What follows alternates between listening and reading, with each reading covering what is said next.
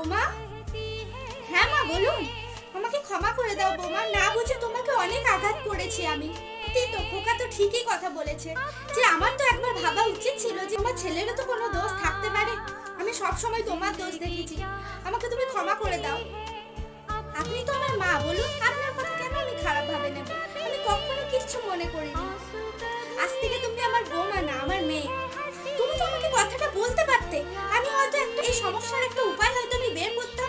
আসলে মা আমি বলিনি, কারণ আপনার ছেলেকে আমি কখনো কারোর সামনে ছোট করতে চাইনি, কেউ যাতে ওর দিকে আঙুল তুলে কিছু না বলে, তাই আমি নামে কিছু বলিনি।